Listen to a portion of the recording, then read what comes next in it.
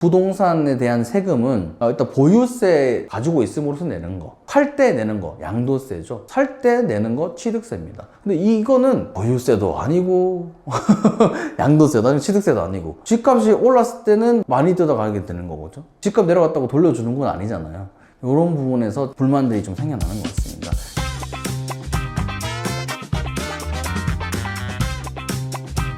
네, 안녕하십니까, 장기용입니다. 여러분, 요즘에도 또 재개발 재건축 계속 관심들을 많이 가지고 계시다 보니까 뒤따라오는 걱정거리가 있죠.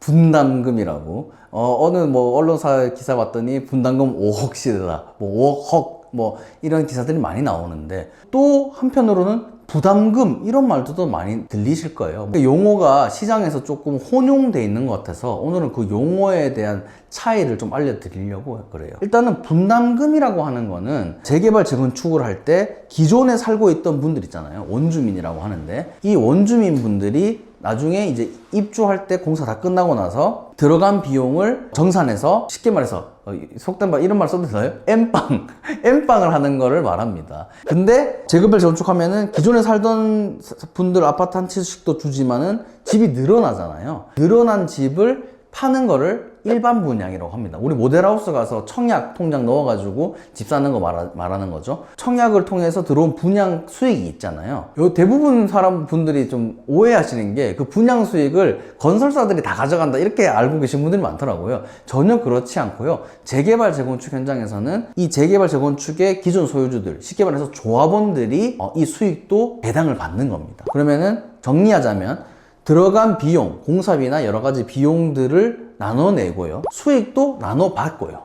그러면은 내는 돈, 그 다음 받는 돈, 요걸 결산을 해서 내는 돈이 조금만 더 커가지고 수익을 했더니 돈이 좀 더 내야 될 게 남았어. 그러면 그걸 나눠내는 게 분담금이고요. 수익이 너무 커가지고 공사비 다 회수하고 남았어. 그럼 나머지 돈을 돌려받으시는 게 환급금이 되는 겁니다. 근데 이런 구조를 잘 모르는 분들이, 야, 분담금은 건설사들이 우리 돈 뜯어가는 거 아니냐라고 하시는데, 전혀 그렇지 않다. 이 재개발 재건축 소유주분들이 이 사업의 주인인 거고요. 건설사들한테는 공사비 주고 공사비를 시키는 겁니다. 근데 물론 이제 건설사들이 요즘에는 공사비 더 올려주세요, 아니면 공사비 안 올려주시면 저희는 공사 중단하겠습니다, 이렇게 하니까 건설사가 여전히 갑인 구조가 돼 있지만, 사실은 재개발 재건축 조합에서 비용도 내는 거고 수익도 가지는 것이다. 분담금의 구조는 이해하신 거죠, 그죠?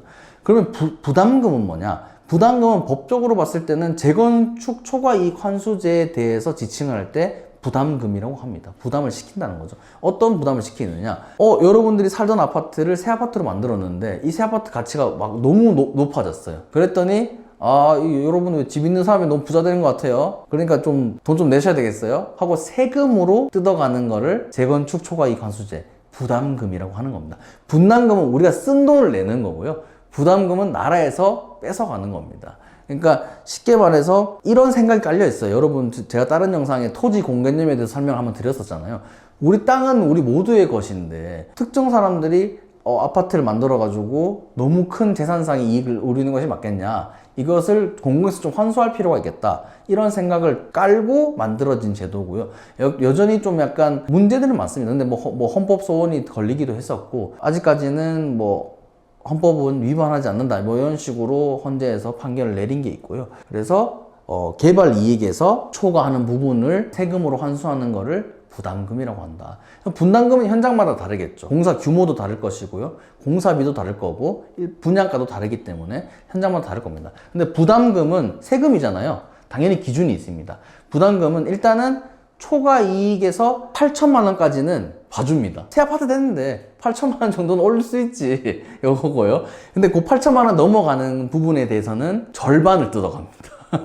그 넘어가는 부분 어떻게 계산하느냐? 준공후 주택 가격, 새 아파트 가격 빼기 사업 시작할 때 주택 가격을 해서 그 다음 물가 상승분을 좀 감안해 줘야겠죠. 상승분을 감안한 다음에 산출을 해가지고, 그 다음에 공사비 들어간 것도 조금 감안해 줘야겠죠. 개발 비용이라고 합니다. 이것도 감안을 해서 나온 금액이 초과 이익이 되는 겁니다. 근데 여기에 대해서도 말이 많아요. 그러니까 신축 가격, 그다음에 당연히 사업을 시작할 때 시점에 비해서 물가도 많이 오르고 집값도 변동폭이 크고, 정상 상승분과 개발 비용에 대해서도 이게 그렇게 산출하는 것이 타당하냐, 이런 또 이야기들도 있고, 일단은 그리고 보통 부동산에 대한 세금은 일단 보유세 당연히 내는 게 있잖아요. 가지고 있음으로써 내는 거. 근데 팔 때 내는 거 양도세죠. 살 때 내는 거 취득세입니다. 근데 이거는 보유세도 아니고 양도세도 아니고 취득세도 아니고, 근데 문제가 집값이 올랐을 때는 많이 뜯어가게 되는 거죠. 내려갔을 때는 뭐 좀 덜 뜯어가게 되는 구조겠지만, 올랐을 때 이만큼 뜯어가 놓고 집값 내려갔다고 돌려주는 건 아니잖아요. 그러다 보니까 그 일시적으로 내는 돈이다 보니까 사업 종료 시점에서 집값이 어떻게 되느냐, 이런 부분에서 조금 불만들이 좀 생겨나는 것 같습니다. 여야에서도 지금 이 초과이익 환수제에 대해서 의견이 분분한데, 아무래도 지금 야당인 국민의힘 쪽에서는 이걸 완전 폐지를 하자라는 주의고요. 민주당 쪽에서는 예전에 조금 아까 말씀드렸던 그 8천만 원, 그게 원래는 5천만 원이었습니다. 그래서 요거에 조금 과하다, 그래서 조금 올릴 필요가 있다 해서 개정을 한번 한 거거든요, 최근에. 그래서 개정을 최근에 했는데 뭘 또 개정을 하냐, 그리고 없애는 거는 맞지 않는 것 같다, 이런 입장을 견지하고 있는 것 같습니다. 그래서 분담금과 부담금 구조, 이제 여러분들 이제 헷갈리시지 않을 거예요. 근데 시장에 가서 공인중개사 사장님들이나 뭐 다른 뭐 현장에서 어떤 뭐 사람들이 그걸 혼용해서 쓸 수는 있습니다. 그때는 여러분들이 딱 명확하게 물어보시면 되죠. 이게 분담금이냐 아니면은 초과이익 환수제 부담금을 이야기하는 거냐를 구분하시면 여러분들이 혼란 없이 재개발 재건축 투자를 하실 수 있을 것 같습니다.